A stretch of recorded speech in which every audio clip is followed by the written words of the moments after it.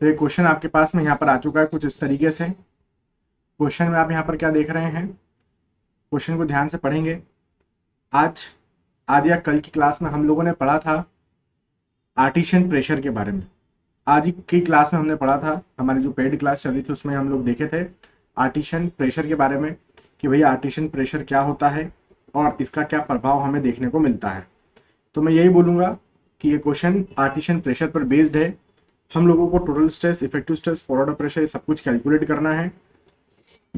तो आप सभी लोग, है ना, आप सभी लोग इस क्वेश्चन को मेरे साथ में सॉल्व करेंगे। तो एक काम कर सकते हैं, एक काम कर सकते हैं, आप सभी लोग एक काम कर सकते हैं, इस क्वेश्चन को पहले रीड कर लो शांति से, साथ साथ में मैं इस क्वेश्चन को सॉल्व भी करवाता चला जाऊंगा। चलिए देखिए, यहाँ पर 5 मीटर थिक हमको क्या बोला उन्होंने, हमको यहाँ पर उन्होंने बोला है कि भैया 5 metre thick clay layer lies between 2 layers of sand. तो हमारे पास में सैंड की 2 लेयर है, एक ऊपर और एक नीचे, बीच में 5 मीटर की क्ले लेयर है, ठीक है, 4 मीटर थिक। तो जो सैंड की लेयर है ऊपर और नीचे वो 4 मीटर की है और बीच की जो क्ले की लेयर है वो 5 मीटर की है। Top layer being at a ground level, तो जो टॉप लेयर है वो आपकी ग्राउंड लेवल बन जाएगा सैंड का। The water table is 2 metre below the ground level. चलिए पहले इतनी कहानी यहाँ पर लिखते हैं, फिर इसके आगे की कहानी को समझेंगे। तो मैंने यहाँ पर क्या लिखा कि सबसे पहले हमने यहाँ पर बना दिया कि भाई साहब ये पकड़ो, आपका सैंड का एक लेयर 4 मीटर का, 4 मीटर का लेयर हो गया। फिर ये आपका क्ले का एक लेयर हो गया 5 मीटर का, है ना, 5 मीटर का एक क्ले का लेयर हो गया। और फिर से नीचे 4 मीटर का आपके पास में सैंड का लेयर आ गया। तो ये 3 लेयर्स हो गई जी, बिल्कुल। तो ऊपर से लेकर नीचे तक इसको हम लोग यहाँ पर कनेक्ट करके बता देते हैं। क्या कनेक्ट करेंगे कि भैया ऊपर वाली लेयर 4 मीटर की, बीच वाली लेयर 5 मीटर की, सबसे नीचे वाली लेयर 4 मीटर की, ठीक।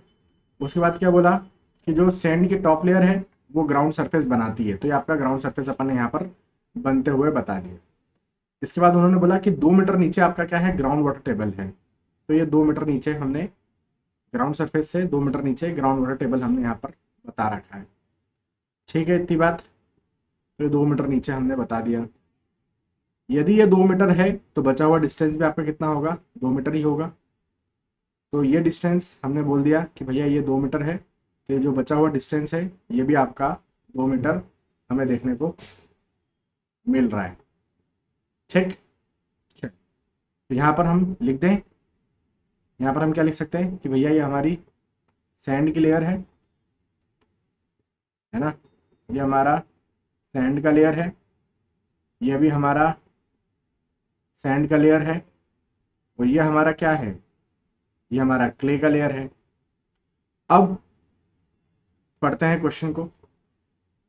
The water table is 2 metre below the ground level but lower layer if sand is under artesian pressure, the the piezometric surface being 4 metre above ground level. तो उन्होंने क्या बोला कि जो नीचे वाली लेयर है, लोअर लेयर, यहां से यहां पढ़ेंगे कि जो लोअर लेयर है सैंड की वो आर्टिशियन प्रेशर के अंडर है। यदि उसके अंदर आप पिजोमीटर लगाते हैं तो जो उसकी सरफेस है वाटर की वो 4 metre above the ground level चले जाती है, मैंने आपको बताया था। तो यहाँ पर यदि हम पिजोमीटर लगाएं, ठीक है, यहाँ पर हमने मान लो कहीं पर पिजोमीटर लगा रखा है, ठीक है, यहाँ पर अपने कहीं पर भी लगा दो, ये पूरे में यूनिफॉर्म आर्टिशियन प्रेशर रहता है, ठीक है। तो ये हमने लगा रखी है इस तरीके से, मान लो एक हमने पिजोमेट्रिक ट्यूब लगा दी, जिसके कारण क्या बोल सकते हैं हम लोग,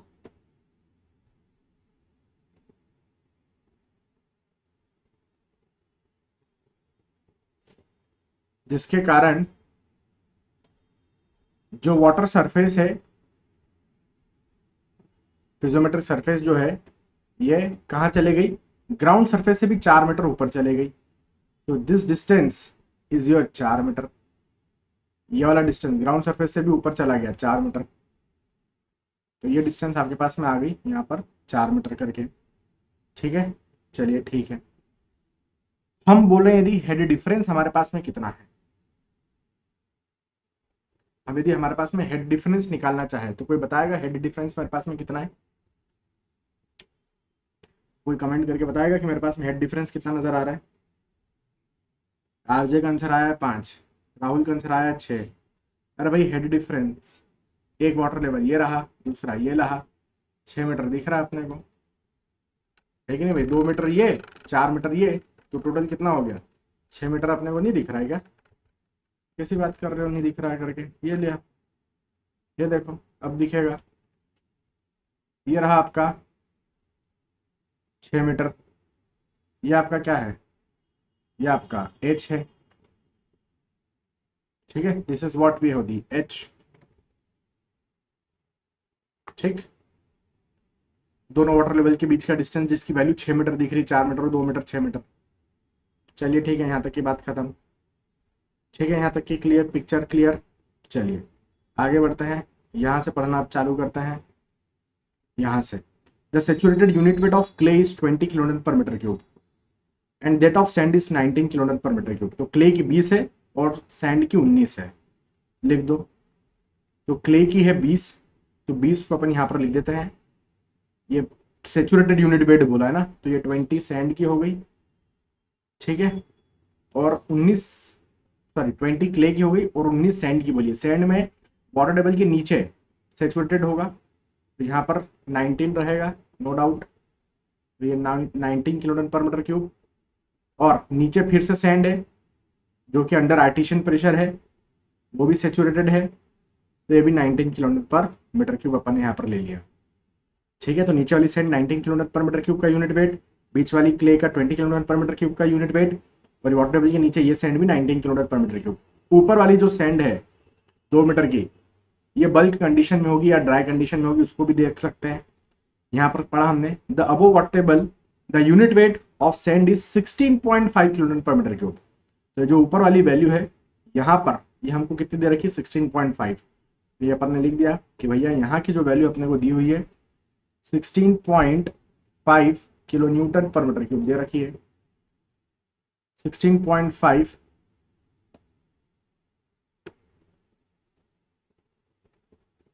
16.5 किलो टन पर मीटर क्यूब हमको दे रखी है। ठीक है, तो कहाँ तक का क्वेश्चन खत्म? यहाँ तक का क्वेश्चन अपना हो चुका है खत्म। आगे बढ़ते हैं, यहां से पढ़ना है calculate the effective vertical stress at the top and bottom of the clay layer and also draw the total vertical stress diagram in the soil layers. अपने को इफेक्टिव स्ट्रेस वगैरह निकालने हैं इन जगहों पर, ठीक है, क्ले के टॉप और बॉटम पर। चल अब हम निकालते हैं सभी लेयर्स पर। वो चाहते हैं हम यहाँ पर निकाल कर दें, कहाँ पर? एक यहाँ पर और एक यहाँ पर, क्ले लेयर के टॉप पर, क्ले लेयर के बॉटम पर। वो केवल इन दो जगहों पर चाहते हैं।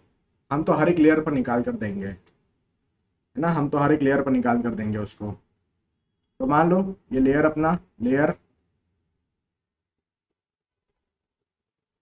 मान लो कि लेयर अपना लेयर 1 1 हो गया, ठीक है, लेयर 1 1। ये आपका लेयर 2 2, ये लेयर आपका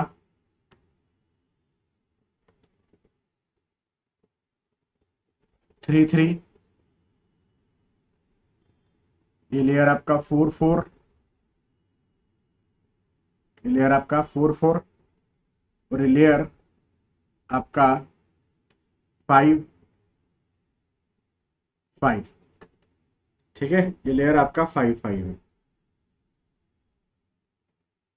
ठीक है, तो हर एक लेयर पर अपन निकालने की अब बात करते हैं।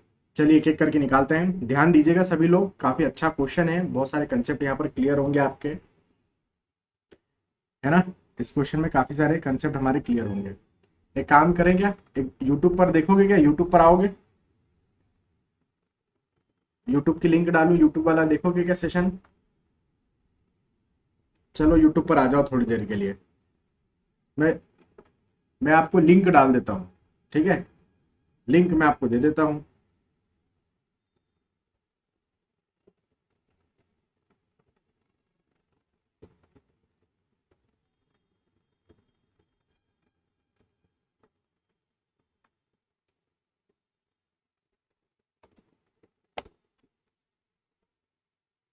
चलिए आगे सब लोग यूट्यूब पर आ जाओ,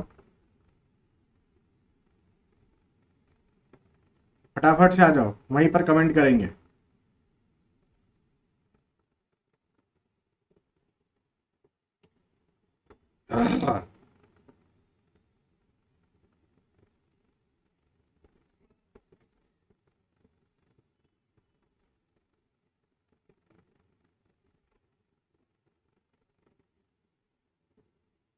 चलो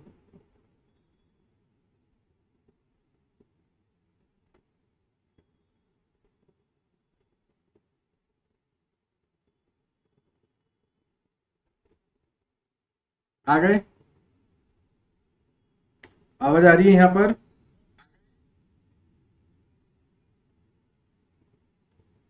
चलो करें चालू, सब लोग आ जाओ, जल्दी से आओ यार, फटाफट, टाइम नहीं है अपने पास। सभी लोग यूट्यूब पर आ जाए, लिंक डाल दिया हूँ मैं। चलो यूट्यूब पर मैं भी कमेंट कर देता हूँ। Hello everyone. चलिए ये क्वेश्चन अपन यूट्यूब पर निपटाते हैं। जरा देखिएगा जल्दी से कि मैं यहाँ पर क्या बताना चाह रहा हूँ आप लोगों को। सबसे पहले हमने यहाँ पर क्या किया, लेयर वन वन पर निकालने की कोशिश की। जरा देखिएगा लेयर वन वन पर क्या आ रहा है, आप खुद आंसर देंगे। लेयर वन वन पर टोटल स्ट्रेस कितना आ रहा है? सबसे टॉप लेयर है, इसके ऊपर कोई और प्रेशर लग रहा है क्या? नहीं लग रहा है, तो लेयर वन वन पर वैल्यू कितनी आ गई टोटल स्ट्रेस की? 0। पोर वाटर प्रेशर कितना निकल कर आ रहा है? 0। इफेक्टिव स्ट्रेस कितना निकल कर आ रहा है लेयर वन वन पर? 0। खत्म हो गई बात। चलिए भाई बात खत्म हो गई। अब हम लेयर टू टू की बात करते हैं। लेयर टू टू पर टोटल स्ट्रेस कितना निकल कर आ रहा है? यहाँ पर हमने देखा कि यहाँ का यूनिट वेट कितना है? 16.5। 16.5 इंटू टू, वैल्यू कितनी निकल कर आ गई? 16.5 इंटू टू लिखूंगा, वैल्यू मेरी यहाँ पर निकल कर आ रही है 16.5 इंटू टू लिखा मैंने। सो वैल्यू मेरी कितनी निकल कर आ रही है? 16.5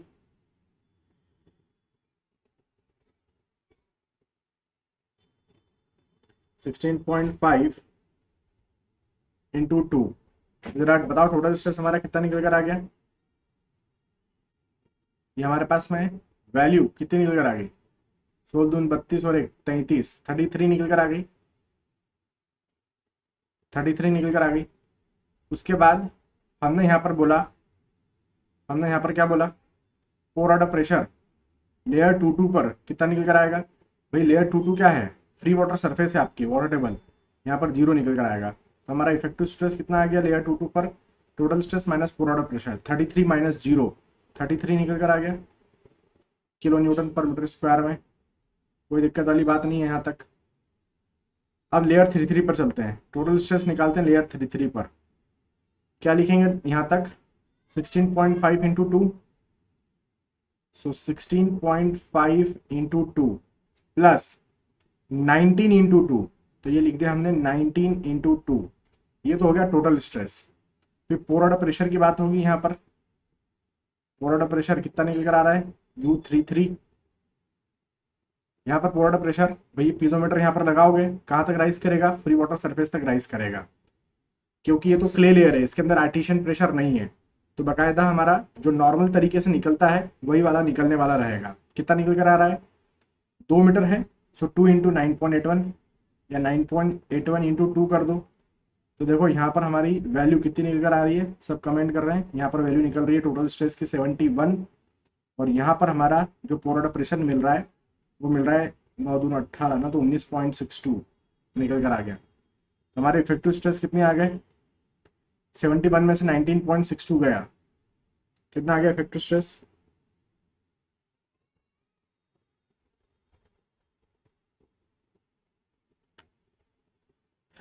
इफेक्टिव स्ट्रेस आ गया 51.38। 51.38, दिस वैल्यू इज 51.38 निकल कर आ गई किलो न्यूटन पर मीटर स्क्वायर में।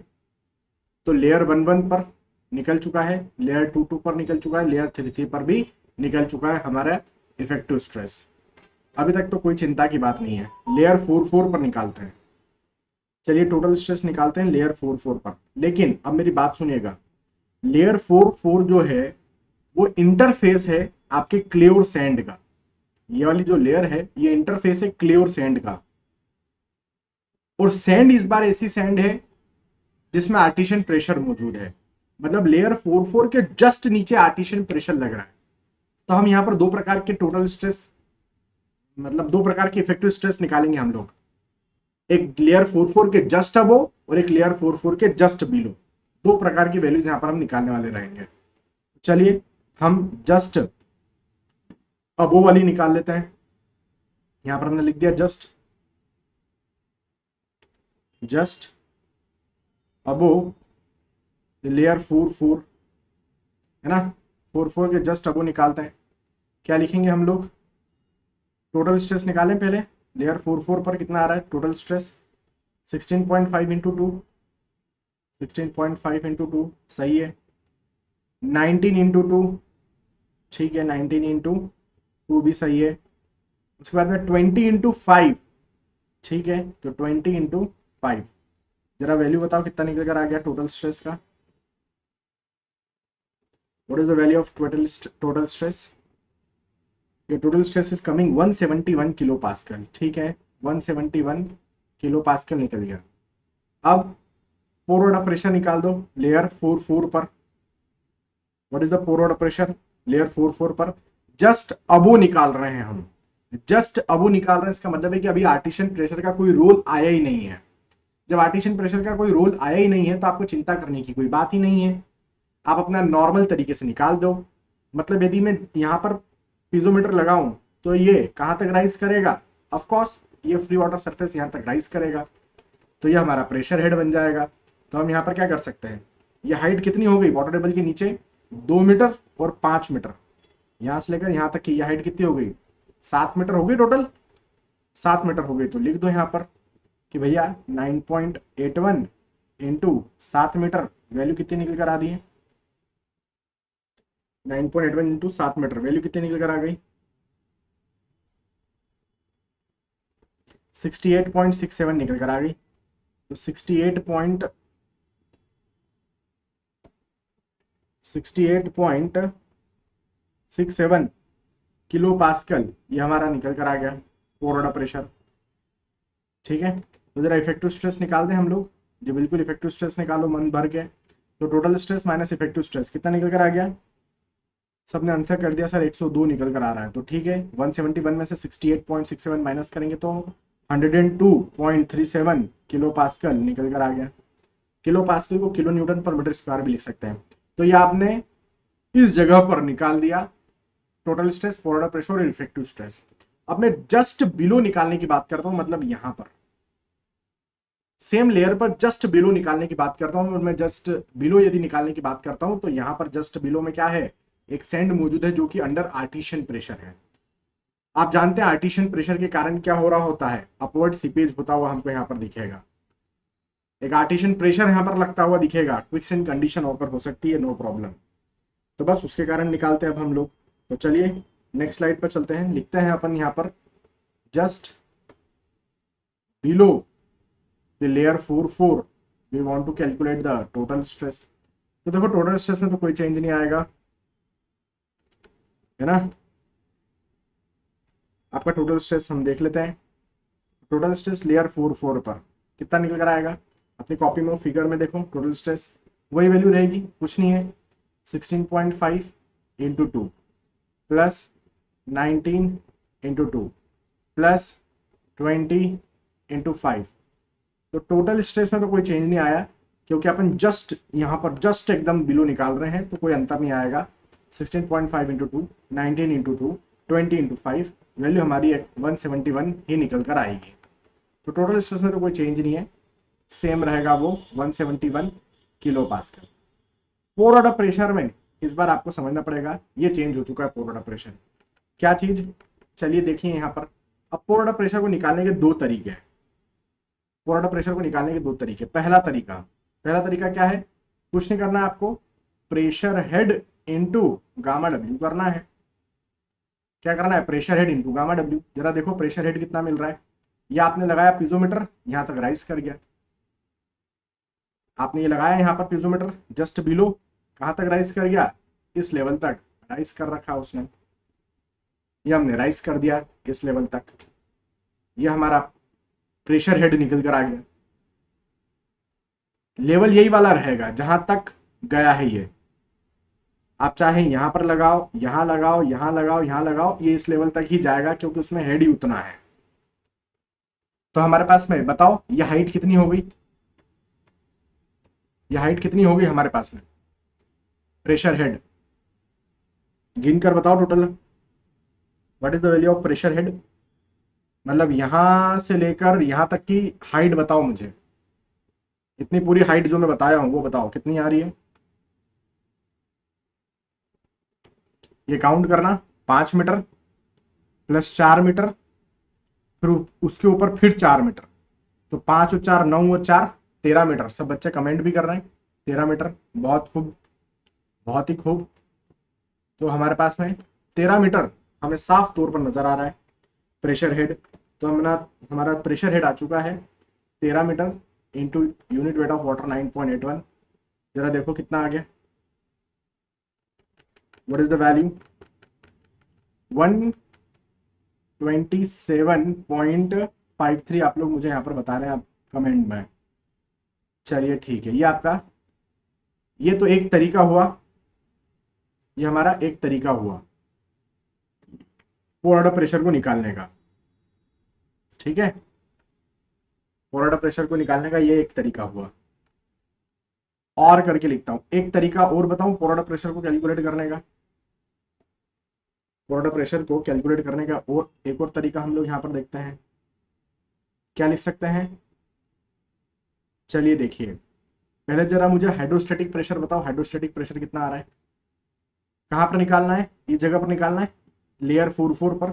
जरा बताओ ये वैल्यू कितनी निकल कर आ रही है, ये वैल्यू कितनी निकल कर आ रही है, 2 मीटर ये, 5 मीटर ये, 2 और 5 7, ठीक है, 7 निकल कर आ रही है।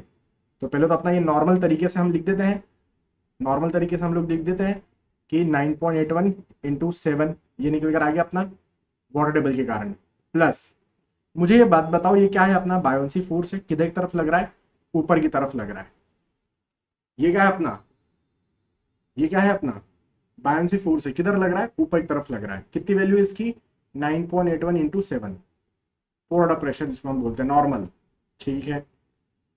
अब पानी एक प्रेशर और लगा रहा है, कौन सा, यहां पर आप देखिए, एक वाटर लेवल ये रहा, दूसरा वाटर लेवल ये रहा, दोनों वाटर लेवल के बीच में क्या है डिफरेंस, पानी हाई हेड से लो हेड की तरफ जाता है, हाई हेड कहाँ है, यहां पर, मतलब इस जगह पर हाई हेड है और लो हेड ऊपर है, तो पानी कहां से कहां फ्लो होगा, नीचे से ऊपर की तरफ।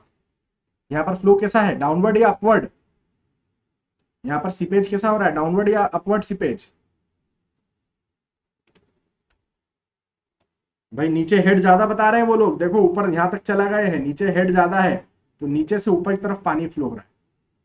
अब मुझे एक बात बताओ, जब पानी फ्लो होता है, मतलब जब सीपेज होता है, तो in the direction of seepage क्या लगता है, सीपेज प्रेशर लगता है, और वो सीपेज प्रेशर की वैल्यू कितनी होती है,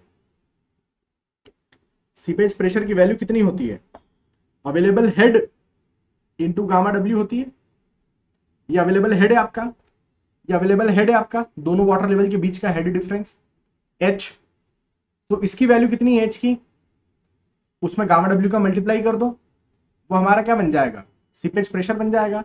और ये सीपेज प्रेशर कैसा लग रहा होगा, ये सीपेज प्रेशर हमको ऊपर की तरफ लग रहा होगा, क्योंकि वाटर ऊपर की तरफ फ्लो हो रहा है, तो सीपेज प्रेशर भी ऊपर की तरफ ही लगेगा। तो यहाँ पर अपन ने रख दिया कि भैया ऊपर की तरफ आपका क्या लग रहा है, सीपेज प्रेशर लग रहा है 9.81 इंटू एच, एच है हमारा 6, दोनों आपस में क्या हो जाएंगे, जुड़ जाएंगे। ये लगा था आपका वो वाटर टेबल के कारण पोर वाटर प्रेशर, ये लग रहा है आपका सीपेज के कारण लगने वाला प्रेशर, दोनों आपस में जुड़ गए, यहाँ पर मैंने जोड़ दिया उनको, ये लो 9.81 इंटू 6, वैल्यू हमारी कितनी निकल कर आ गई, दोनों को ऐड किया था मैंने, दोनों को वैल्यू ऐड किया, कितना निकल कर आ रहा है आंसर, सेम उतना ही निकल कर आ रहा है आपका 127.53 किलो पास्कल, सेम निकल कर आ गया, जितना ये निकल कर आया था उतना ये भी निकल कर आ गया, खत्म हो गई बात। तो दोनों तरीके आप अपना सकते हैं, दोनों ही तरीके आप यहाँ पर क्या कर सकते हैं, अपना सकते हैं। तो ये भी अपवर्ड स्लिपेज दे रहा है, तो यहाँ पर भी हमारा क्या हो सकता है, यहाँ पर भी हमारा, यहाँ पर भी चांसेस है कि हमारा क्विक्सेंट कंडीशन ओकर हो जाए। ठीक है, क्विक्सेंट कंडीशन यहाँ पर भी ओकर हो सकता है। तो ये हमने जस्ट बिलो पोरड प्रेशर निकाल दिया। अब हमें क्या निकालना है, जस्ट बिलो में इफेक्टिव स्ट्रेस निकालना था। जरा निकाल दो इफेक्टिव स्ट्रेस कितना निकल कर आ रहा है जस्ट बिलो में। तो टोटल स्ट्रेस है 171 माइनस 127.53। जरा निकालो कितना आ रहा है इफेक्टिव स्ट्रेस, कितना आ रहा है इफेक्टिव स्ट्रेस।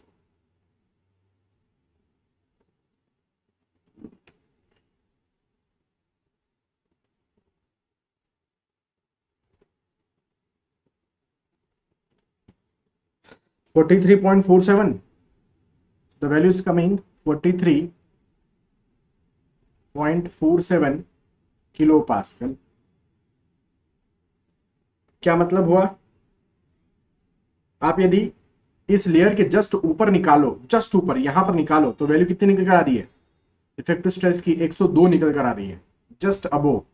और जस्ट बिलो यदि निकालो तो 44, तो यहाँ पर वैल्यू आ रही है 102 और यहाँ पर वैल्यू आ रही है 44। तो देखो आपका इफेक्टिव स्ट्रेस ड्रॉप हो जाता है। ठीक है, इफेक्टिव स्ट्रेस क्या हो जाता है, ड्रॉप हो जाता है। ड्रॉप होके यदि ये जीरो हो जाए, ड्रॉप होके यदि ये जीरो हो जाए, तो हम बोल देंगे कि भैया क्विक्सेंट कंडीशन ओकर हो चुकी है, दलदल बन चुका है, नीचे जमीन के नीचे दलदल बन चुका है।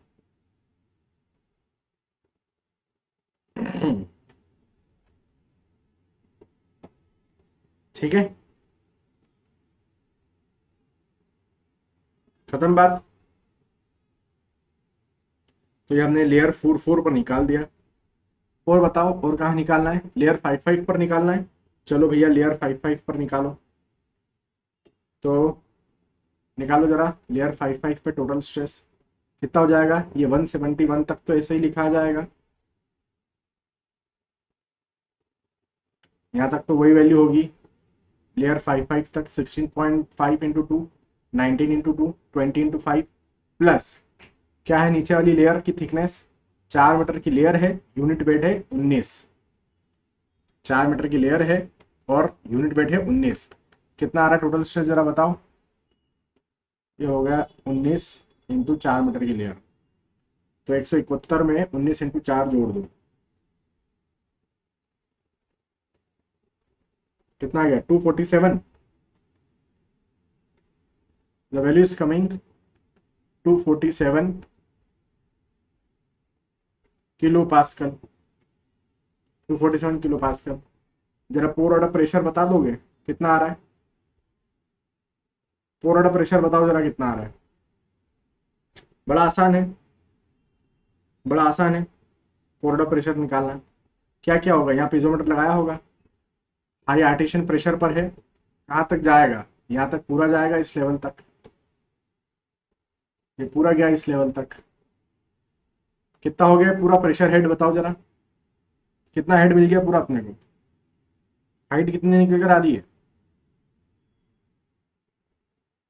4 और 5 9 और 4 13 और 4 17 मीटर, 17 मीटर।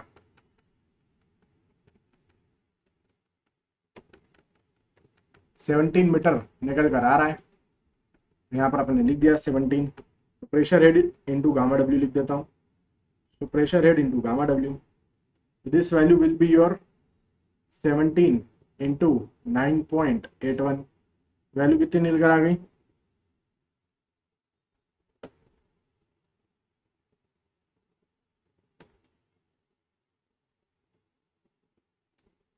वैल्यू कितनी निकल कर आ गई,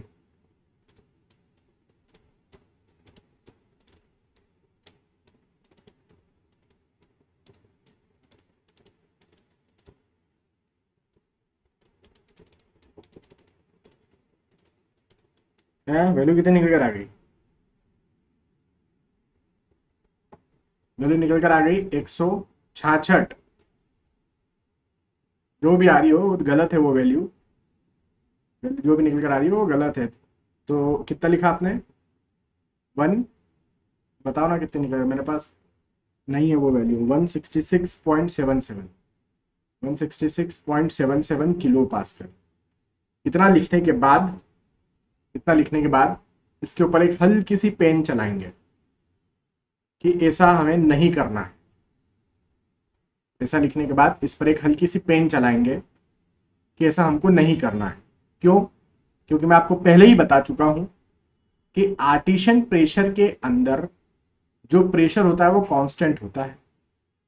आर्टिशियन प्रेशर के अंदर जो प्रेशर होता है वो कांस्टेंट होता है। तो चाहे अब मैं उसको यहां पर लगाऊं ट्यूब को, या यहां पर लगाऊं ट्यूब को, या कहीं पर भी लगाऊं, हमारे पास जो हेड मिलना है वो 13 मीटर ही मिलना है। हमारे पास जो हेड मिलना है वो 13 मीटर ही मिलना है। समझ रहे हो क्या बोल रहा हूं मैं? हमें जो हेड मिलना है वो कॉन्स्टेंटली मिलना है। हेड डिफरेंस हमारा ये कांस्टेंट रहेगा 6 मीटर का। ठीक है, तो यहां पर हम लिखेंगे एक नोट, ये काटने के बाद यहां पर ब्रैकेट में डालेंगे नोट।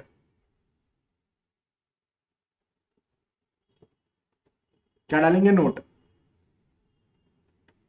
नोट डालेंगे in in artesian pressure zone, artesian pressure zone pressure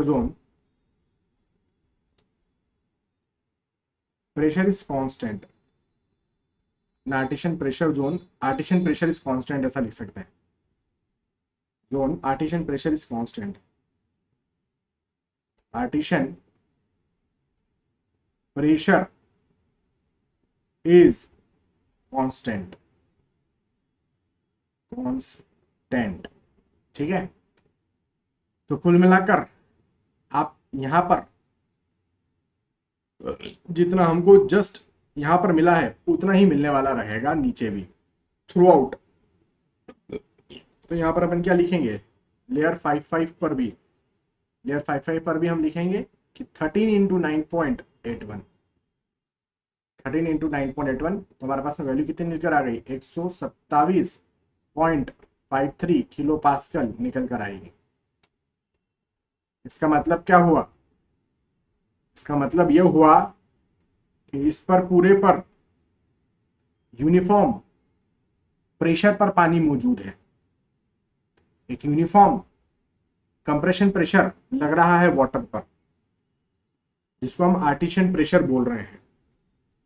जिसको हम क्या बोल रहे हैं? आर्टिशियन प्रेशर यहां पर हम बोल रहे हैं। ठीक है, तो कुल मिलाकर यदि अपन यहां पर देखें तो हमारे पास वैल्यू कितनी मिल गई? 13 मीटर हमको मिल गई। तो यहां पर हमारे पास में आर्टिशियन, ये हमारे पास में कोरोना प्रेशर निकल कर आ गया। इफेक्टिव स्ट्रेस हमारा कितना निकल कर आ रहा है? इफेक्टिव स्ट्रेस लेयर 55 पर कितना निकल कर आ गया? टोटल स्ट्रेस हमारा कितना निकला था यहाँ पर? 247 किलो पास्कल। उसमें से 166.7, सॉरी, 247 में से 127.53 माइनस करेंगे। कितना दे रहे हो आंसर? 119। तो 119.47 किलो पास्कल ये हमारे पास में निकल कर आ गया वैल्यू इफेक्टिव स्ट्रेस लेयर 55। तो ये हर एक लेयर पर मैंने क्या निकाल दिया है? हर एक लेयर पर मैंने कैलकुलेट करके आपको दे दिया। ठीक, अब अपन इसका डिस्ट्रीब्यूशन डायग्राम बनाते हैं।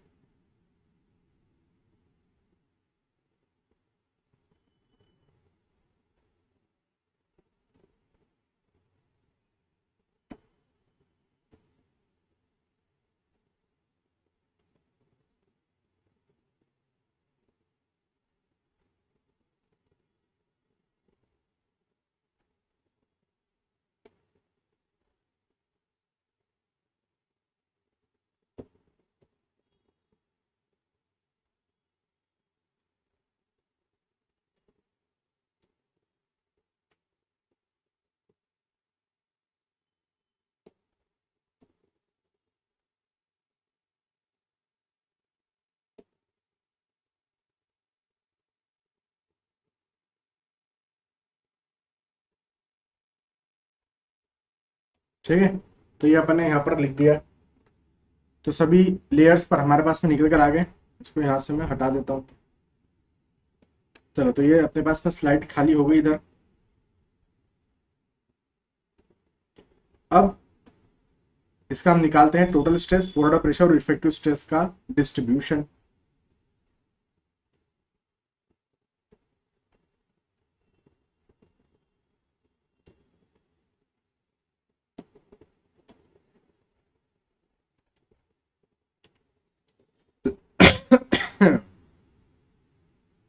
ठीक है, डिस्ट्रीब्यूशन हम लोग निकालते हैं। चलो, इसको बना रहना देते हैं।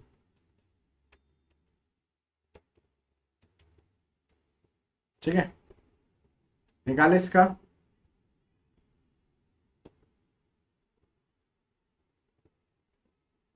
इसका निकाले हम लोग। जरा देखिएगा सभी लोग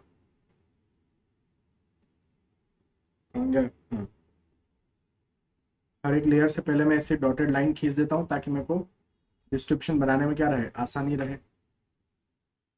आप लोग भी ऐसा बना लीजिए डायग्राम, ताकि आप लोग भी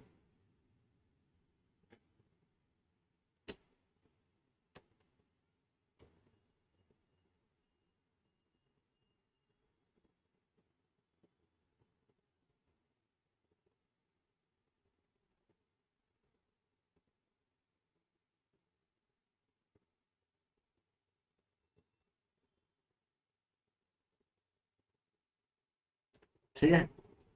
सबसे पहले टोटल स्ट्रेस निकालते हैं हम लोग। First of all we will see the total stress. यहाँ पर आप देखिए, ये आपका टोटल स्ट्रेस का डिस्ट्रीब्यूशन हमने बना दिया। यहाँ पर 16.5 तक कुछ वैल्यू। ठीक है, उसके बाद हल्का सा स्लोप चेंज करके यहाँ तक 19। ठीक है, उसके बाद हल्का सा और स्लोप चेंज करके यहाँ तक 20। हल्का सा और स्लोप चेंज करेंगे। अभी ना मैं कॉन्स्टेंटली बना रहा हूँ, अभी ना मैं स्लोप लोप के चक्कर में नहीं पड़ रहा हूँ, क्योंकि फिर मेरे पास जगह ही नहीं बचेगी बड़े बड़े डायग्राम में। ठीक है, तो मैं स्लोप लोप के चक्कर में नहीं पड़ रहा हूँ, सीधा सीधा बना दे रहा हूँ। तो यह हमारा क्या निकल कर आ गया, टोटल स्ट्रेस का डिस्ट्रीब्यूशन निकल कर आ चुका है। बाकायदा स्लोप वाला जो कंसेप्ट होता है वो लगेगा यहाँ पर भी, लेकिन आप डायरेक्टली भी बना दोगे समय बचाने के लिए तो कोई गलत नहीं है। तो देखो, सबसे पहली लेयर पर टोटल स्ट्रेस कितना मिला था, 0। उसके बाद अपने को दूसरी लेयर पर कितना मिला था, 33। तीसरी लेयर पर चेक करते जाना, हाँ, 71। फिर चौथी लेयर पर अपने को कितना मिला, 171। और सबसे लास्ट में अपने को मिला 247। ये हो गया अपना टोटल स्ट्रेस का डिस्ट्रीब्यूशन। सही है, ये चीज सही है, सभी वैल्यू सही लिखा हूं मैं। 0, 33, 71, 171, 247। चलिए ठीक है। अब पोरोडा प्रेशर का डिस्ट्रीब्यूशन देखते हैं हम लोग। पोरोडा प्रेशर का डिस्ट्रीब्यूशन क्या बोल रहा है, पहली लेयर पर 0, दूसरी लेयर पर 0, तीसरी लेयर से स्टार्ट हुआ है। ट्रायंगुलर डिस्ट्रीब्यूशन रहेगा कहां तक, यहां तक। तो आप देखेंगे ये हमारे पास में वैल्यू निकल कर आई। कितनी निकल कर आई, जस्ट अबो। वैल्यू बताओ यहां पर, जस्ट अबो लेयर 44 पर पोरोडा प्रेशर जस्ट अबो कितना निकला था, अपनी कॉपी में देखेंगे।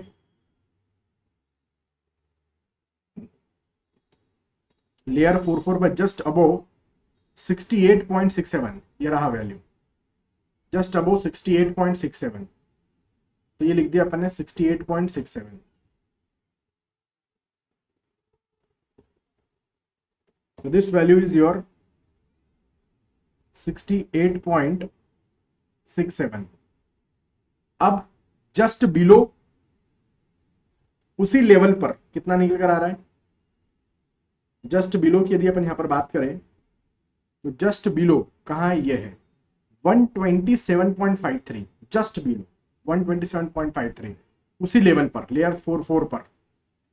तो जस्ट बिलो निकल कर आ रहा है, इसको थोड़ा सा और आगे बढ़ा दो, इसको हमने थोड़ा और आगे बढ़ा दिया, तो ये वैल्यू कितनी हो गई होगी, ये टोटल वैल्यू है यहाँ से लेकर यहाँ तक की 127.53, तो ये वैल्यू कितनी है, इतनी सी, वो वैल्यू कितनी होगी उतनी सी, 127.53 में से 68.67 माइनस करके बताओ,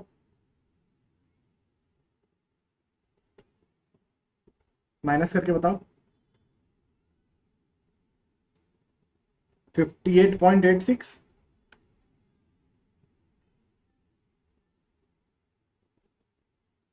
तो ये वैल्यू आपकी 58.86 निकल कर आ रही है, this value is coming 58.86। Total value इस पॉइंट से लेकर इस पॉइंट तक टोटल वैल्यू आपकी ये 127.53 की हमको दिख गई। ठीक है, उसके बाद नीचे वाली लेयर पर कितना निकल कर आ रहा है, लेयर 55 पर सेम निकल कर आ रहा है, कांस्टेंट, तो ये आपका कांस्टेंट वैल्यू निकल कर आ गया, ये आपका कांस्टेंट वैल्यू निकल कर आ गया 127.53, 127.53 किलो पास्कल। ठीक है, तो ये हमारा किसका डिस्ट्रीब्यूशन हो गया, फोर ऑर्डर प्रेशर का डिस्ट्रीब्यूशन हो गया। तो आपने क्या देखा, ये जो इंटरफेस था, ये जो लेयर 4 पर आपका इंटरफेस था, क्ले से जस्ट आप सैंड में आ रहे थे, आर्टिशन जोन में आ रहे थे, तो अचानक से आपका फोर ऑर्डर प्रेशर बढ़ जाता है, तो अचानक से आपका फोर ऑर्डर प्रेशर बढ़ गया, पहले नॉर्मली मौजूद था 68.67, उसमें बढ़ोतरी होगी, कितनी की बढ़ोतरी होगी, 58.86 की, 58.86 की बढ़ोतरी हो गई। ये बढ़ोतरी कहां से आई, आर्टिशन हेड के कारण आई। ये कहां से आया मैं बताऊं, चेक कर लो भले, ये आपका एच गामा डब्ल्यू के बराबर होगा, H gamma W, H gamma W के बराबर है ये टर्म, चेक कर लो, एच की वैल्यू 6 रखो, गामा डब्ल्यू की वैल्यू 9.8 रखो, यही टर्म निकल कर आएगी, आ रही निकल कर। तो ये आपका सीपेज हेड था, जो एडिशनल एड हो रहा था, मैंने निकाल कर बताया आपको, तो सीपेज के कारण एक्स्ट्रा वैल्यू ऐड हो गई वहां पर फोर ऑर्डर प्रेशर में, आर्टिशियन प्रेशर के कारण ऐड हो गई वो एक्स्ट्रा टर्म, टोटल वैल्यू 127.53 की हो गई। अब ये 127.53 through out the zone of artisan pressure, अब मान लो इसकी यहाँ पर 4 मीटर लिखी है, यदि ये 40 मीटर भी लिखी हुआ होता तो भी पूरे 40 मीटर तक ये कांस्टेंट वैल्यू आपकी मेंटेन रहती 127.53 की, 127.53 की ये कांस्टेंट वैल्यू मेंटेन रहती।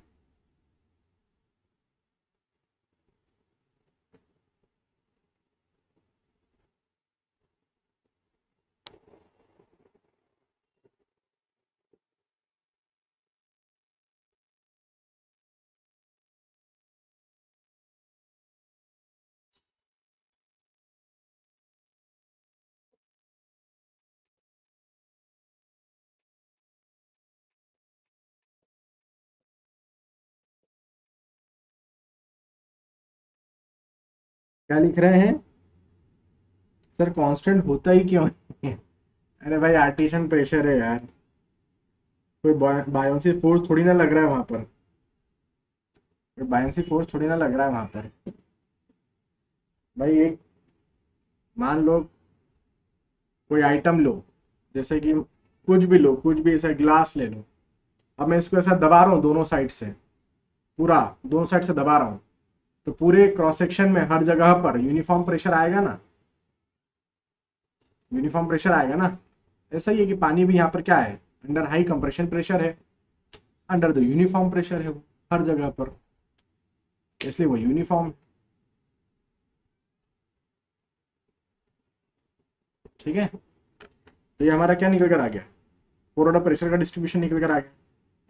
इफेक्टिव स्ट्रेस का डिस्ट्रीब्यूशन जरा देख लो, इफेक्टिव स्ट्रेस का डिस्ट्रीब्यूशन क्या बन रहा है, इफेक्टिव स्ट्रेस का डिस्ट्रीब्यूशन आप बनाना चाहो वो भी अपन बना देते हैं, इसको थोड़ा सा है ना ओके,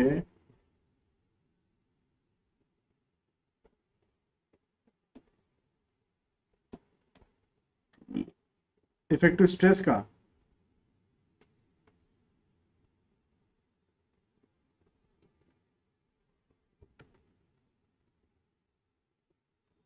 इफेक्टिव स्ट्रेस का डिस्ट्रीब्यूशन देखते हैं कितना आ रहा है। यहां पर उतना ही था 33, फिर 51 आया यहां तक। जरा देखना ये कितना वैल्यू है आपका टॉप में, 0। 33 में से 0 गया तो आ गया 33। इस लेवल पर कितना निकल कर आया था, ये था 19.62 लेयर 33 पर पूरा प्रेशर, तो 71 पॉइंट, ये आया था आपका 51.38 निकल कर। जरा यहां पर देखना जस्ट अबो आपका इफेक्टिव स्ट्रेस कितना निकला, जस्ट अबो आपका इफेक्टिव स्ट्रेस निकला था 102.33 का, 102.33 का निकला था जस्ट अबो। जस्ट बिलो में वो कम हो गया था, जस्ट बिलो में वो रिड्यूस हो गया। कितना बचा, जो टर्म बची जस्ट बिलो में वो इतनी बची, कितनी आ रही थी 44। जस्ट बिलो में कितना निकल कर आ रहा है,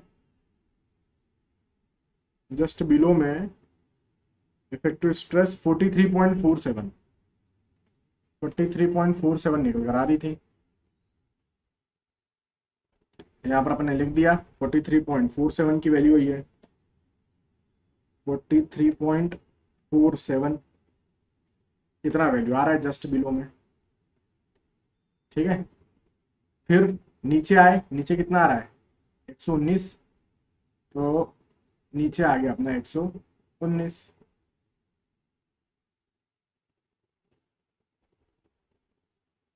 तो हमारा क्या निकल कर आ गया 119.47, ये हमारा इफेक्टिव स्ट्रेस का डिस्ट्रीब्यूशन निकल कर आ गया। दिस इज व्हाट वी होता है इफेक्टिव स्ट्रेस डिस्ट्रीब्यूशन।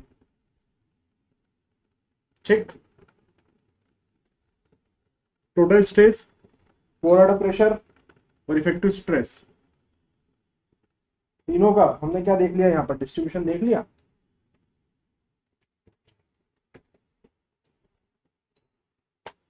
तीनों का हमने क्या देख लिया, डिस्ट्रीब्यूशन देख लिया। क्लियर, चले आगे नेक्स्ट क्वेश्चन पर।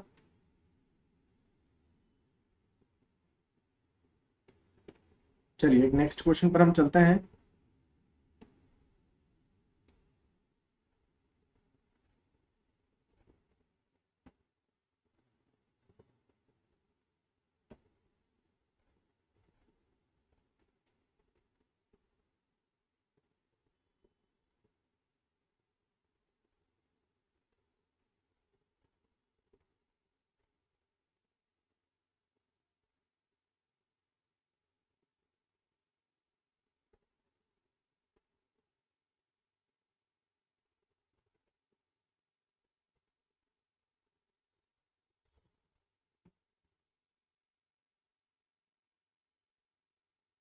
चलिए देखिएगा यहाँ पर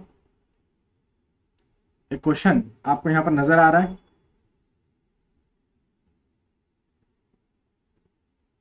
इस क्वेश्चन को सॉल्व करने की कोशिश करिए।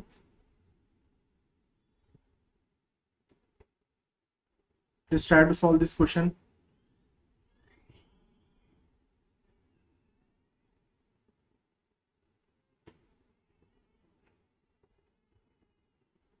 Just try to solve this question.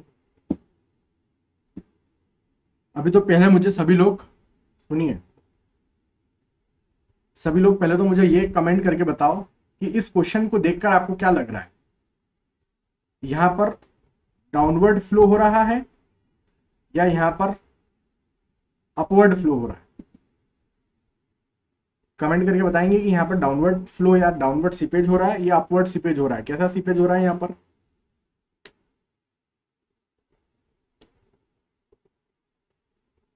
क्या बात है, सब लोग डाउनवर्ड कमेंट कर रहे हैं, अपवर्ड वाला कोई नहीं है क्या, अपवर्ड वाला कोई भी नहीं है।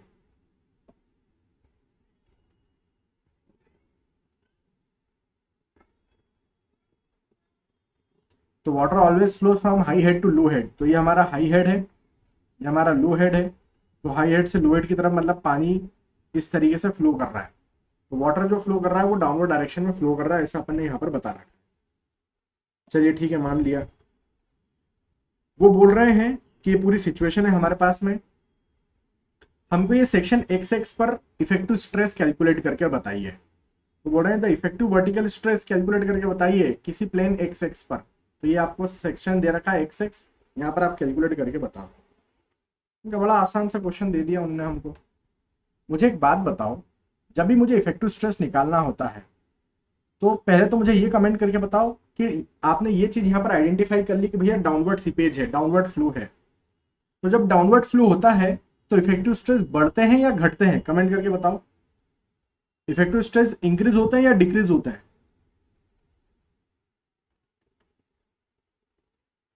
Due to downward seepage effective stress increase होते हैं या डिक्रीज होते हैं?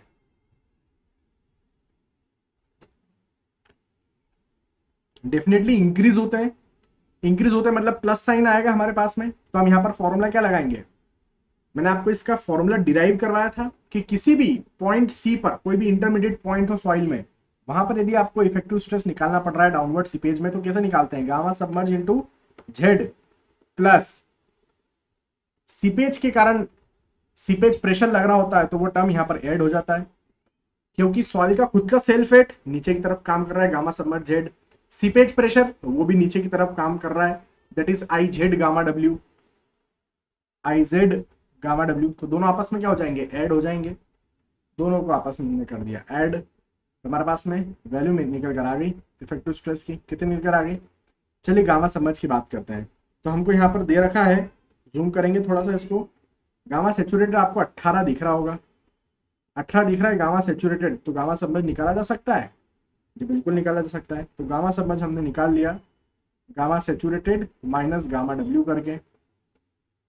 अब जेड क्या है? जेड वो सेक्शन है जहां पर हमको इफेक्टिव स्ट्रेस निकालना है। तो ये आपका जेड हो चुका है 5 मीटर पर, है ना। यहाँ से फ्लो स्टार्ट होता है, ये हमारा स्टार्टिंग पॉइंट है ए, ये हमारा एंडिंग पॉइंट है मान लो बी, और यहाँ कहीं पर हमने ले रखा है पॉइंट सी। ठीक है, तो ये कितनी दूरी पर मौजूद है? जेड दूरी पर मौजूद है 5 मीटर। तो जेड की वैल्यू आ गई 5 मीटर। प्लस आई की बात करो, आई क्या है? Hydraulic gradient. What is I? I is hydraulic gradient. तो हाइड्रोलिक ग्रेडियंट का मतलब क्या होता है? हाइड्रोलिक ग्रेडियंट मतलब टोटल हेड लॉस डिवाइड में total length of flow path. ये हमारा हेड लॉस हो गया, ये एक वाटर का लेवल है, फिर उसके बाद हमारा ये एक वाटर का लेवल, ये हमारा क्या है? Head loss. कितना दिख रहा है? 3 मीटर दिख रहा है। 3 मीटर दिख रहा है तो लिख दो यहाँ पर head loss is 3 metre divide में length of flow path. Length of flow path, पानी ने कितना डिस्टेंस कवर किया? यहाँ से वो चलना चालू किया, गया गया गया गया यहाँ तक आया। टोटल डिस्टेंस कितनी हो गई? 5 मीटर प्लस 1 मीटर, ये टोटल 6 मीटर की डिस्टेंस चला है वो। तो हेड लॉस डिवाइड में लेंथ ऑफ फ्लो पाथ, तो 3 डिवाइड में 6 हमने यहाँ पर लिख दिया। फिर जेड, जेड तो अपना 5 मीटर था ही, यहाँ पर हमको निकालना होगा गामा डब्ल्यू 9.81। बड़ा आसान से क्वेश्चन, देखने में बहुत बड़ा लग रहा है लेकिन 2 लाइन में सॉल्व हो गया। तीसरी लाइन में तो आंसर, तीसरी लाइन में तो आपका आंसर निकल कर आ गया। कितना निकल कर आ रहा है? 65.475 किलो पास्कल। ये आपका आंसर यहाँ पर निकल कर आ गया। खत्म हो गई बात।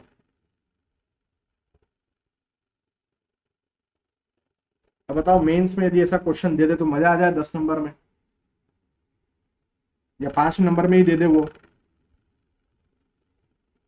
दे सकता है, क्यों नहीं दे सकता? बिल्कुल दे सकता है। ऐसे तो क्वेश्चन देते हैं मेंस में, एसएससी जेई मेंस में ऐसे तो क्वेश्चन देते हैं। ठीक है, अगले क्वेश्चन की तरफ चले। ये हमारा क्या हो चुका है? ये हमारा आंसर निकल कर आ गया। चलिए नेक्स्ट क्वेश्चन की तरफ चलते हैं।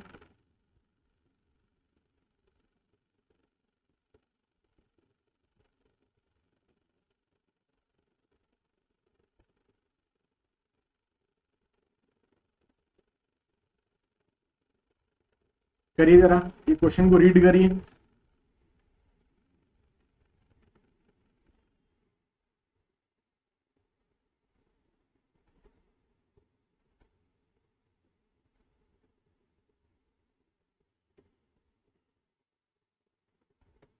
ये कंसेप्ट आज की क्लास में हम लोग पढ़े थे, बनाया था इस टाइप का स्केच कि आपका क्विकसेंट कंडीशन प्रैक्टिकली फील्ड पर ऑब्जर्व किया जा सकता है यदि आप ज्यादा डेप्थ का गड्ढा खोद दे तो।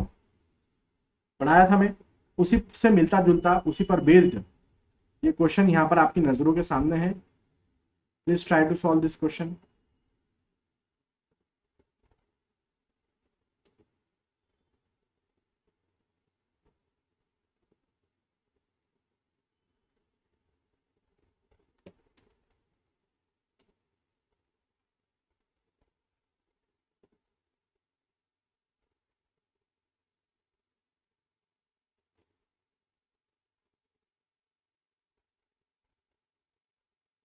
यहां पर लिखना, यहां पर क्वेश्चन जब लिखोगे तो यहां पर मिनिमम इंट्रोड्यूस कर लेना। Minimum, the minimum height of the water निकालना है। क्या लिखा है? What should be the minimum height of water, Z. ठीक है,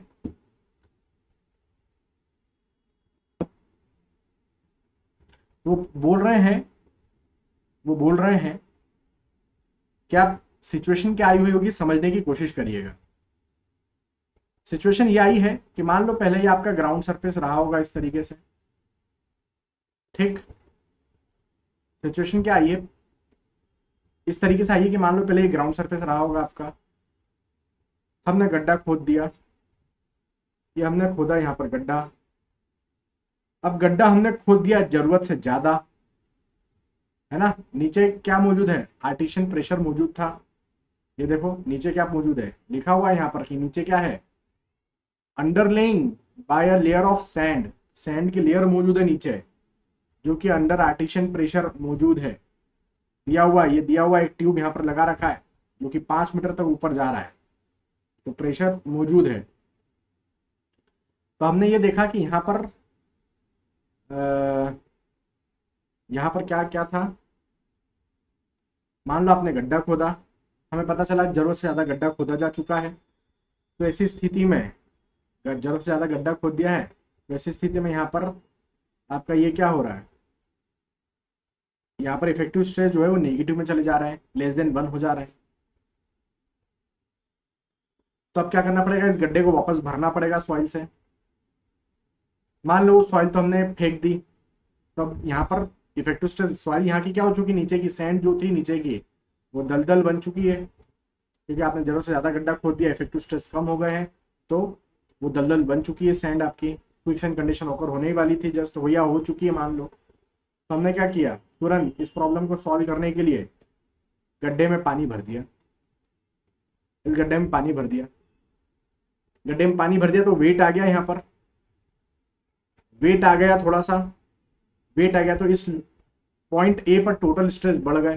टोटल स्ट्रेस बढ़ गए तो इफेक्टिव स्ट्रेस जीरो नहीं होंगे, नेगेटिव में नहीं जाएंगे। तो वो बोल रहे हैं कि कितनी डेप्थ का पानी भर दें हम गड्ढे में, वो बता दो। तो वो डेप्थ जेड हमको यहाँ पर वो पूछना चाह रहे हैं, वो हम यहाँ पर निकाल के दे सकते हैं, बड़ा आसान है। आप नहीं चाहते कि आपकी स्टेबिलिटी का लॉस हो, मतलब क्विकसेंट कंडीशन होकर हो, आप नहीं चाहते हैं, तो इफेक्टिव स्ट्रेस क्या रखोगे, will keep the effective stress greater than 0। तो हमारे पास ए पर इफेक्टिव स्ट्रेस की इक्वेशन क्या बनेगी, सबसे पहले टोटल स्ट्रेस देखना। यहाँ पर तो आपने क्या भर रखा है, गड्ढे में पानी भर दिया, और नीचे आपका क्या मौजूद है, यहाँ पर गामा सैचुरेटेड मौजूद है। तो ये हाइट कितनी है, गड्ढे में जितनी हाइट तक पानी भरा है वो जेड है। तो ये हाइट कितनी है अपनी, टोटल थी 5, 3 मीटर गया तो बचा आपका 2 मीटर, तो ये हाइट है अपनी 2 मीटर की। ठीक है, तो टोटल स्ट्रेस कितना आ गया, पॉइंट ए पर टोटल स्ट्रेस आ चुका है गामा डब्ल्यू इंटू जेड, गामा डब्ल्यू into z plus gamma saturated into 2, gamma saturated into 2 metre. तो ये टोटल स्ट्रेस आ गया, माइनस 4 प्रेशर, अपन तो जस्ट बिलो की बात कर रहे हैं, मैंने लिखवाया था नोट आपको बकायदा कि जो पॉइंट ए ले रहे हैं वो जस्ट बिलो ले रहे हैं। तो ये कितना जा रहा है, 5 मीटर ऊपर तक जा रहा है, 5 मीटर ऊपर तक जा रहा है। तो pressure head into gamma W, तो हमारा एच गामा डब्ल्यू अपन लिख देते हैं। मान लो ये एच गामा डब्ल्यू है, this is the value of H. ये आप क्या है, प्रेशर हेड है। ये जो इफेक्टिव स्ट्रेस है ये वैल्यू बड़ी निकल कर आना चाहिए या एटलीस्ट इक्वल निकल कर आना चाहिए 0 के, तभी आप स्टेबल रहोगे, अदरवाइज आपकी स्टेबिलिटी लॉस हो जाएगी, क्विक्सेंट कंडीशन ओकर हो जाएगी। तो गामा डब्ल्यू जेड,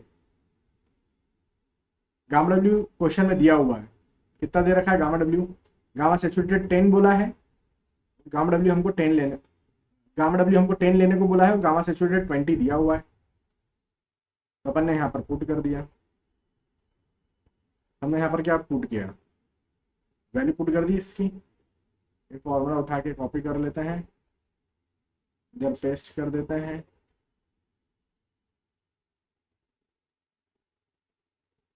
तो गामा डब्ल्यू हमारे पास में 10 है, जेड हमको निकालना है, plus gamma saturated into 2, gamma saturated उन्होंने 20 दे रखा है, इंटू 2 कर दिया। एच 5 मीटर निकल कर आया है, gamma W 10 should be greater than और equal to 0। 10 Z plus 40 minus 50, तो वैल्यू ये हो गई होगी -10, उधर जाके पॉजिटिव का 10।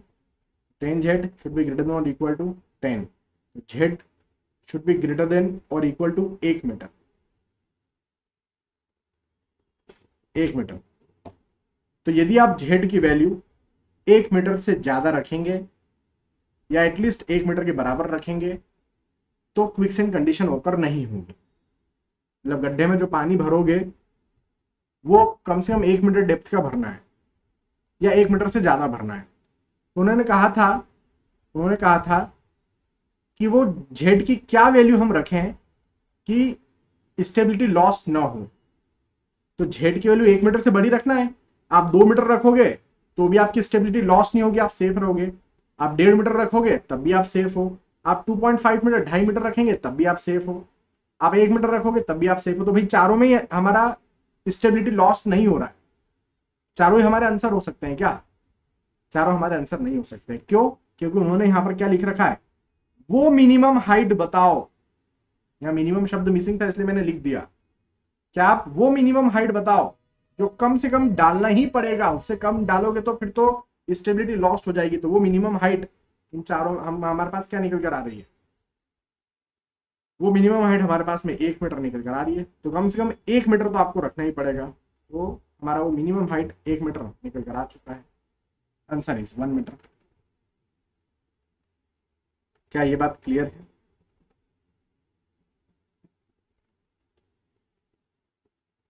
क्या ये चीज अपने को समझ में आ रही है, क्या बोलना चाह रहे हैं हम लोग?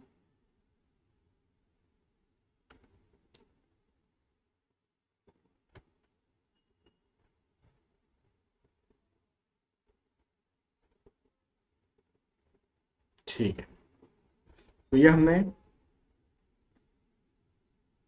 ये वाला क्वेश्चन देख लिया। तो अभी तक अपन कितने क्वेश्चन सॉल्व कर लिए? कितने क्वेश्चन सॉल्व कर लिए कन्वेंशनली, बड़े बड़े क्वेश्चंस?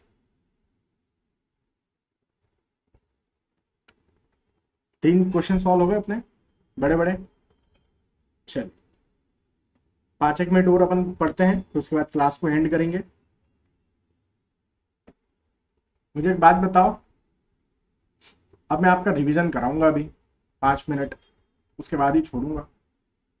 हम लोग एसएससी की क्लासेस अटेंड कर रहे हैं, जियोटेक चल रहा है आप लोगों का, है ना? सुबह 10 बजे चलता है डेली 10 AM, एसएससी जैन और स्टेट एई के अंदर।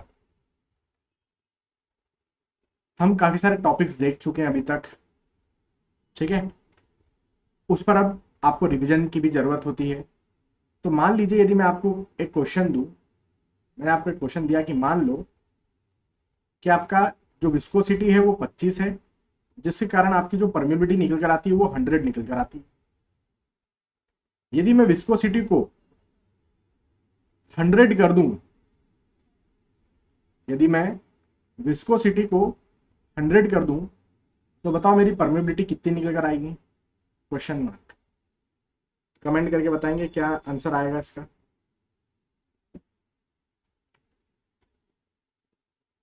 म्यू आपकी विस्कोसिटी है और के आपकी परमेबिलिटी है। बताइए जरा।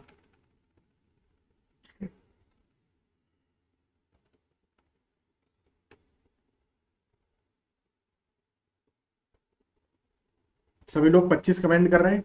25 इज बिल्कुल सही जवाब, क्योंकि हम क्या पढ़ते हैं, K is inversely proportional to mu पढ़ते हैं।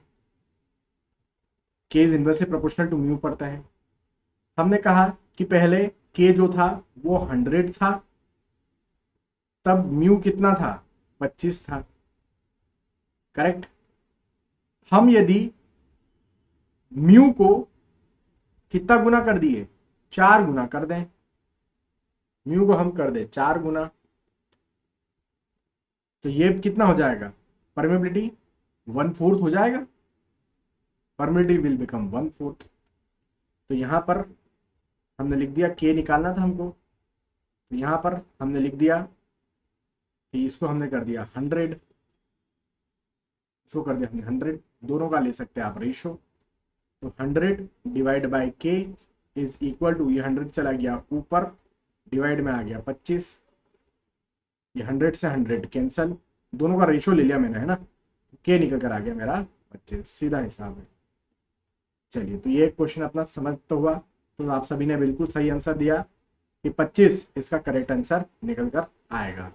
तो आंसर इज 25। चलिए, मान लिया। नेक्स्ट क्वेश्चन यहां पर आप मुझे बताएंगे। मान लीजिए आपका जो स्पेसिफिक ग्रेविटी है जी, आपका जो स्पेसिफिक ग्रेविटी है जी, वो है 2.6, वॉइड रेशो है आपका 0.6। तो बताओ क्रिटिकल हाइड्रोलिक ग्रेडियंट, हम लोग पढ़ चुके हैं क्रिटिकल हाइड्रोलिक ग्रेडियंट के बारे में। क्रिटिकल हाइड्रोलिक ग्रेडियंट कितना निकल कर आएगा? What is the value of critical hydraulic gradient? सभी लोग कमेंट करेंगे, यूट्यूब पर भी कमेंट करेंगे।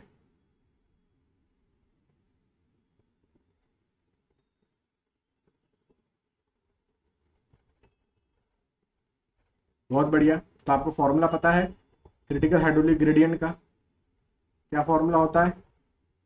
G-1 डिवाइड में 1 प्लस ई। 2.6 -1 डिवाइड में 1 प्लस 0.6, वैल्यू कितनी निकल आ गई? ऊपर आ गया 1.6, नीचे भी आ गया 1.6, वैल्यू हो गई 1। बहुत खूब। चलिए क्वेश्चन का आंसर देंगे। मान लो आपका जो नेचुरल वॉइड रेशो है, मान लीजिए आपका जो नेचुरल वॉइड रेशो है वो 0.5 है। आपके पास जो पार्टिकल है वो स्फेरिकल शेप का है और यूनिफॉर्मली ग्रेडेड है, मतलब उसका coefficient of uniformity equal to 1 निकल कर आ रहा है। आपके पास नेचुरल वॉइड रेशो 0.5 है, जो पार्टिकल का शेप है वो स्फेरिकल है और कोफिशिएंट ऑफ यूनिफॉर्मिटी 1 निकल कर आ रहा है मान लीजिए। तो बताइए इसका डेंसिटी इंडेक्स कितना निकल कर आएगा परसेंटेज में? डेंसिटी इंडेक्स बोलो या डिग्री ऑफ डेंसिटी बोलो, कितना निकल कर आएगा बताओ जरा। रिलेटिव डेंसिटी भी इसको बोला जा सकता है।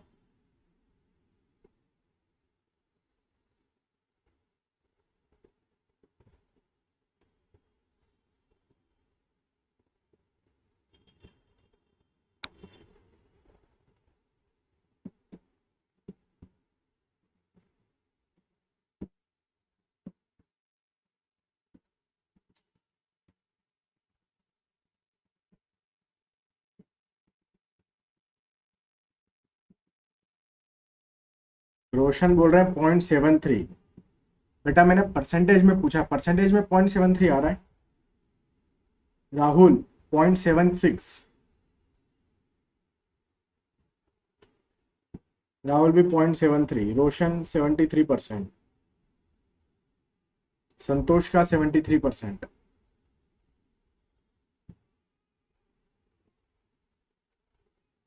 चलिए चेक करते हैं। डेंसिटी इंडेक्स क्या होता है? ई मैक्सिमम माइनस ई नेचुरल डिवाइड में ई मैक्सिमम माइनस ई मिनिमम होता है। तो ई मैक्सिमम कितना होता है?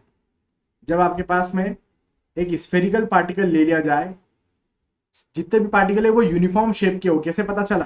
कोफिशिएंट ऑफ यूनिफॉर्मिटी 1, मतलब सभी पार्टिकल्स का जो शेप है, सॉरी सभी पार्टिकल का जो साइज है वो इक्वल है। तो शेप तो बता ही रखा है कि स्फेरिकल है। तो ऐसी कंडीशन में आप कितना ले सकते हैं? Maximum word ratio 0.91। कौन से अरे में? क्यूबिकल अरे में।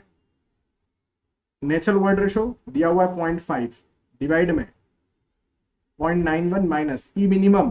पार्टिकल यदि स्फेरिकल शेप का है, सभी पार्टिकल्स स्फेरिकल शेप के और इक्वल साइज के हैं, तो रोम्बोहेड्रल अरे से हम कितना ले सकते हैं? 0.35 इंटू क्या करेंगे? 100। जरा कैलकुलेट करते हैं क्या निकल कर आ रहा है। कैलकुलेटर में कैलकुलेट करूं?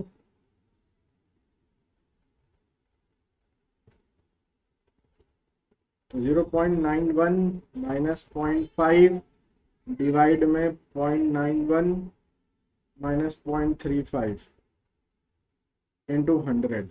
वैल्यू निकल कर आ चुकी है डेंसिटी इंडेक्स का 73.21%। तो 73 सिर्फ क्यों कमेंट किए? पूरा कमेंट करो ना भाई। 73.21% पूरा कमेंट करो। तुमको मेंस के पेपर भी लिखना है, वहां सिर्फ 73 लिख के आ जाओगे तो मार्क्स कट जाएंगे। ऐसा क्यों कर रहे हो? पूरा आंसर लिखो।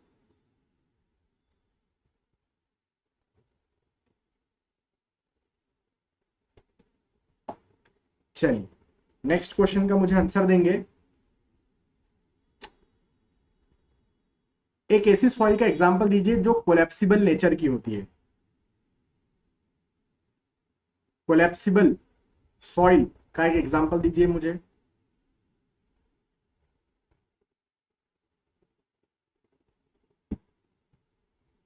क्या निकल कर आ रहा है? वेरी नाइस, बहुत बढ़िया। सभी लोग आंसर कर रहे हैं, बहुत बढ़िया। Loess soil is the best example of collapsible soil. ठीक है। एक हाईली ऑर्गेनिक सॉइल का नाम बताइए जो कि एंटायरली डिकम्पोज्ड हो। एक हाईली ऑर्गेनिक सॉइल का नाम बताइए जो एंटायरली क्या हो? डिकम्पोज्ड हो। बहुत खूब, बहुत ही बढ़िया। पिट सॉइल। इसका सिंबॉलिक रिप्रेजेंटेशन क्या है हमारे पास में कोड के अंदर? 2720। पीई नहीं है भाई, संतो क्या नाम है? सौरभ, सौरभा। पीई नहीं है, पीटी है, पीटी। ठीक है, चलिए ठीक है, ये भी समझ में आ गया। एक हाईली ऑर्गेनिक सॉइल का नाम बताइए जो कि पार्शियली डिकम्पोज्ड हो। पार्शियली डिकम्पोज्ड हो। रोशन ने आंसर दिया है, आरजे ने दिया है, और कोई? रोहित ने दिया है, बहुत बढ़िया। Humus, humus soil can be example of highly organic soil. बहुत खूब।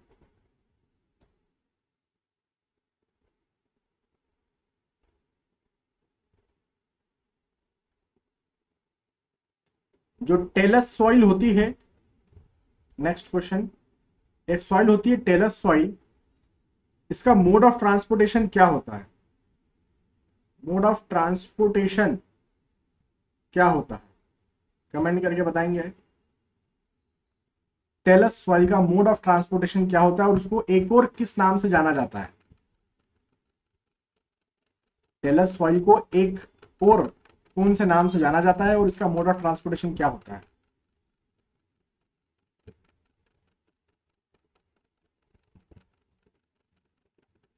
बहुत खूब, बिल्कुल सब लोग सही आंसर कर रहे हैं कि जो मोड ऑफ ट्रांसपोर्टेशन होता है वो ग्रेविटी होता है। एंड इसको कोलुवियल सॉइल के नाम से भी जाना जाता है। बहुत बढ़िया, बहुत ही खूब। ठीक है, मान लिया कि इसको कोलुवियल सॉइल से भी जान रहे हैं।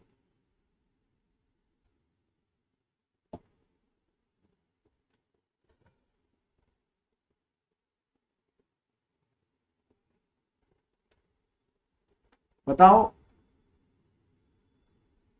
बताओ वॉइड रेशो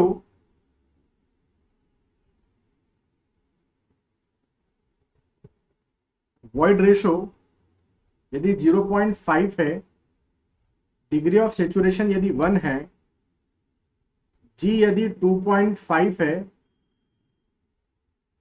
तो श्रिंकेज लिमिट कितनी होगी? श्रिंकेज लिमिट कितनी होगी? What is the value of shrinkage limit?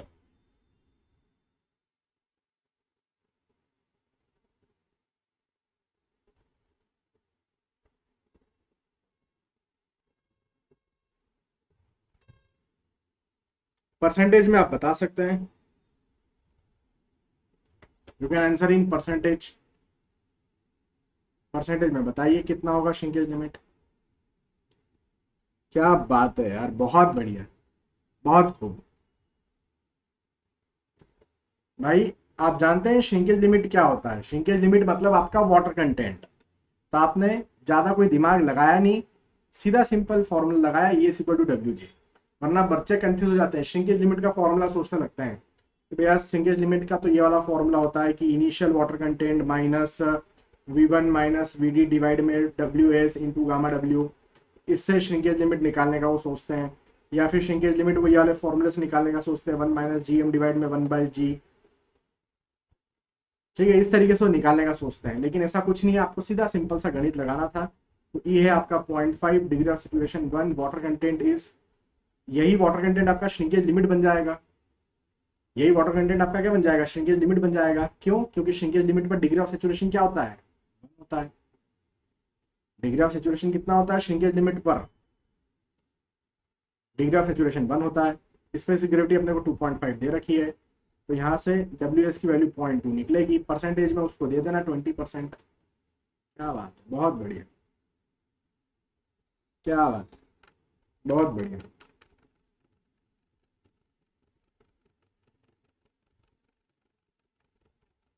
मतलब तुम लोगों का रिवीजन हो रखा है ना? ऐसा नहीं कि बिल्कुल 0 बटे सन्नाटा हो। तुम लोगों को मतलब मैं हल्के में ले रहा हूँ तुम लोगों को।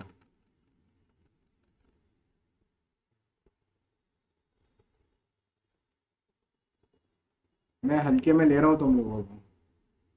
तुम लोग धुलंधर लोग हो, मतलब धुआंधार तरीके से परफॉर्म करोगे, मतलब ठीक है। सब आपकी कृपा है गुरुजी। नहीं, मेरी कोई कृपा मेरी कोई कृपा नहीं है, तो तुम्हारी मेहनत है। चलो ये अच्छा है कि तुम लोग पढ़ाई कर रहे हो, रिवीजन कर रहे हो। तो सब्जेक्ट से कनेक्टिविटी बनाए रखो, सब्जेक्ट से कनेक्टिविटी बनाए रखो। कहीं से कभी भी कोई भी क्वेश्चन आ जाए, किसी भी टॉपिक से, किसी भी सब्जेक्ट से, आपको उसका आंसर देते आना चाहिए। ठीक है? नहीं नहीं, मेरा मेरा कुछ नहीं है, तुम लोगों का रोल है। तुम लोगों ने अच्छे से पढ़ा है, मेहनत की है, इसलिए तुमको सब याद है। ठीक है? मैं तो एक माध्यम हूँ, कंटेंट को डिलीवर करने वाला एक माध्यम हूँ, जो आपको आप तक चीज़ें पहुँचा रहा हूँ। आपकी मेहनत है कि आप उसको ले रहे हो, पढ़ रहे हो, सीख रहे हो, याद कर रहे हो, रिवाइज कर रहे हो। सो ओवरऑल आपका ही फायदा छुपा इन सब के पीछे। कुछ अच्छा बन जाओगे तो आपसे ज़्यादा खुशी आपके माता पिता और आपके टीचर्स को होगी। इसी के साथ आज की क्लास को करते हैं अपन यहाँ पर समाप्त। मिलता हूँ मैं आपसे नेक्स्ट क्लास में। फिर हम लोग और भी स्पेशल क्लास एंगेज करेंगे। और भी मेरे पास बहुत सारे क्वेश्चन है सॉल्व करने के लिए, कन्वेंशनल क्वेश्चन है, प्री में पूछे जाने वाले क्वेश्चन है, वो सब कुछ अपन धीरे धीरे सॉल्व करेंगे। ठीक है? तो मिलते हैं नेक्स्ट क्लास में, तब तक के लिए bye bye, take care, all the very best.